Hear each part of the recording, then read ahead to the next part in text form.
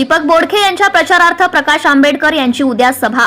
वंचित बहुजन आघाडीचे उमेदवार दीपक बोडखे यांच्या प्रचारार्थ वंचित बहुजन आघाडीचे सुप्रीमो ॲडव्होकेट प्रकाश आंबेडकर यांची उद्या 18 नोव्हेंबर रोजी अकोट येथे जाहीर सभा आयोजित करण्यात आली आहे।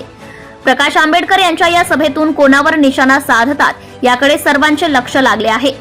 अकोट विधानसभा मतदारसंघातून वंचित बहुजन आघाडीने यंदा युवा संयमी नेते दीपक बोडखे यांना उमेदवारी जाहीर केली आहे। बारी समाजाचे असलेले दीपक बोडखे गेल्या 5 वर्षांपासून मतदारसंघात तयारीला लागले होते, त्यामुळे संपूर्ण मतदारसंघात त्यांचा दांडगा जनसंपर्क आहे।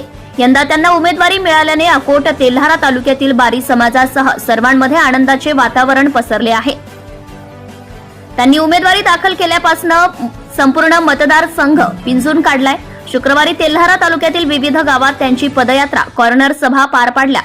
त्यांच्या या सभा आणि पदयात्रेला मोठ्या प्रमाणात मतदारांचा प्रतिसाद मिळाला आहे।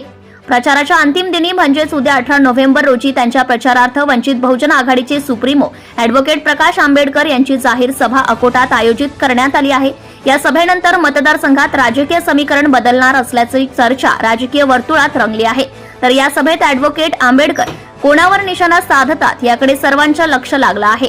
सत्यशोधक न्यूज चॅनलसाठी कार्यकारी संपादक विशाल Gavai.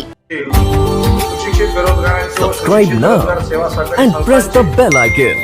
Never miss an update.